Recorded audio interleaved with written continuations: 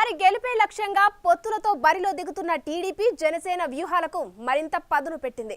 ఎన్నికలకు 45 రోజులే టైం ఉండడంతో ఉమ్మడి కార్యాచరణపై ఫోకస్ పెంచారు.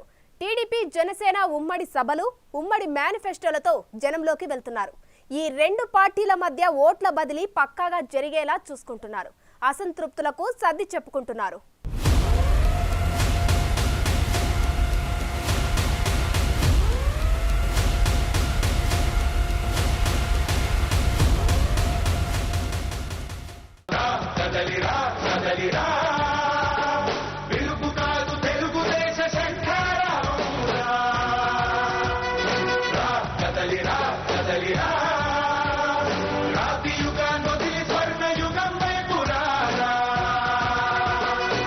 టీడీపీ జనసేన ఈసారి ఖచ్చితంగా అధికారంలోకి రావాల్సిందే అన్న పట్టుదలగా ఉన్నాయి.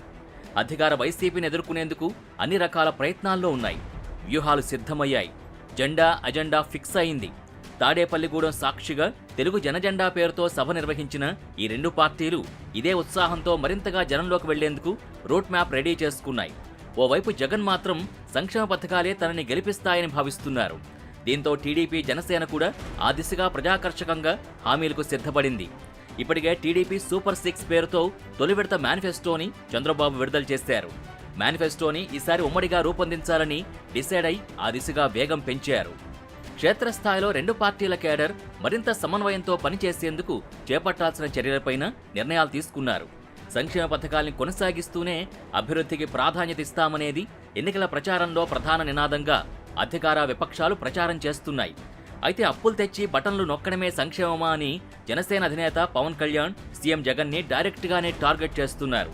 అభివృద్ధి లేకుండా పోయిందని, రాజధాని లేకుండా పోయిందన్న విమర్శలు గుప్పిస్తున్నారు. వైఎస్ఆర్ కాంగ్రెస్ దొంగలున్నారు, దొంగల పైన పోరాడుతున్నాం.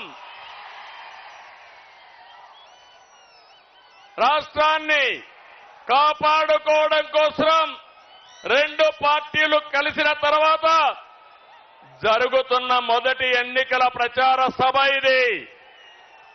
ఈ సభ ఆంధ్రప్రదేశ్ రాష్ట్రం యొక్క దశ దిశ మార్చబోతుంది.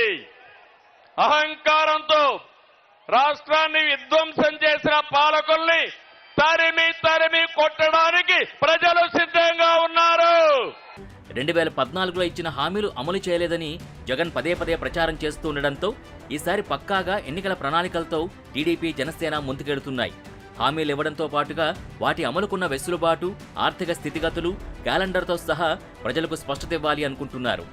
ఏపీలోని మొత్తం 175 నియోజకవర్గాల్లో 24 స్థానాలు జనసేనకు కేటాయించింది టీడీపీ. అలాగే 3 ఎంపీ స్థానాల్ని కూడా పొత్తులో భాగంగా ఇచ్చారు.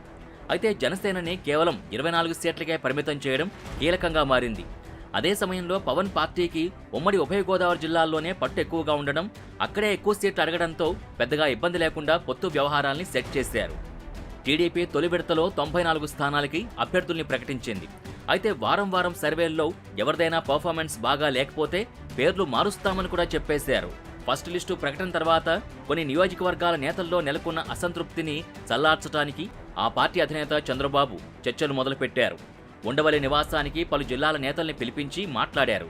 పార్టీ నిర్ణయాన్ని గౌరవించి సహకరించాలని కోరారు. మరికొందరికి ప్రత్యామ్నాయ అవకాశాలపై హామీలిచ్చారు. సీట్ ఇవ్వలేదంటే మిమ్మల్ని పార్టీ వద్దని అనుకున్నట్టు కాదంటూ బుజ్జగించారు. కార్యకర్తల అభిష్టానికి వ్యతిరేకంగా అభ్యర్థుల నిర్ణయం జరిగిందని కొందరు ఫిర్యాదు చేయగా సర్వేల ఆధారంగానే నిర్ణయం తీసుకున్నామని చంద్రబాబు సర్ది చెప్పారు. అటు జనసేనలోనూ అసంతృప్తి పెరుగుతోంది. ఇప్పటికైతే 5 స్థానాలకు పవన్ కళ్యాణ్ అభ్యర్థుల్ని ప్రకటించారు. ఇంకా 19 స్థానాల్లో అభ్యర్థులపై కసరత్తు చేస్తున్నారు పవన్. ధైర్యం, పోరాటం ఉన్న ఎలక్షన్ ఇంజనీరింగ్ లేకపోవడమే సమస్య అని ఇటీవలే పవన్ చెప్పుకొచ్చారు. కానీ ఈసారి టీడీపీతో కలిసి అన్నీ సెట్ చేస్తామన్నారు. One man's courage makes a majority అంటాం. ఒక్కడికి ధైర్యం ఉంటే లక్షలాది మందికి వెన్నెముక నిటారుగా నిల్చుంటాం. సో నేను ఒక్కడి నుంచుంటాను. 2014లో ఒక్కడి నేను నుంచుంటే ఇంతమంది లక్షలాది మంది సైన్యం కదలేరు.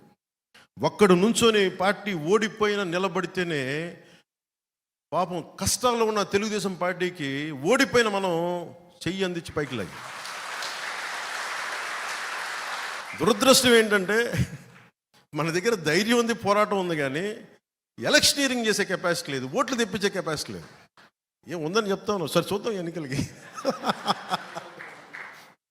తాము అధికారంలోకి వస్తే పథకాలు ఆగిపోతాయన్న విమర్శల్ని పవన్ తిప్పికొడుతున్నారు. తామొస్తే ఇప్పుడున్న పథకాలతో పాటే అభివృద్ధి కూడా చేసి చూపిస్తామంటున్నారు జనసేనాని. పథకాలు ఆపేస్తారని ఉంది. జగన్ ఏం చెప్తున్నాడు మన అసెంబ్లీలో కూడా, భవిష్యత్తులో ఏ ప్రభుత్వం పథకాలు ఆపలేదు, అంత పగడ్బందీగా పథకాలు పెట్టారన్నాడు. దాన్ని బట్టి మీకు అర్థమవుతుంది కదా, మేము వచ్చిన పథకాలు కంటిన్యూ చేస్తామని అతనే చెప్తున్నాడు. అందరికీ చెప్పండి, మనం వచ్చిన పథకాలు ఎలా కంటిన్యూ అవుతాయి, కాకపోతే మేము అభివృద్ధి కూడా చేస్తాం పథకాలతో పాటు. మొత్తంగా సీట్లు తక్కువ తీసుకున్నాం, ఎక్కువ తీసుకున్నాం అని కాకుండా సమన్వయంతో ముందుకెళ్లి గెలుపు లక్ష్యంగా పనిచేయాలని రెండు పార్టీల క్యాడర్కి దిశానిర్దేశం చేస్తున్నారు. ఓట్ల బదిలీ సమర్థంగా జరిగేలా చూడాలని రెండు పార్టీల అధినేతలు సూచిస్తున్నారు.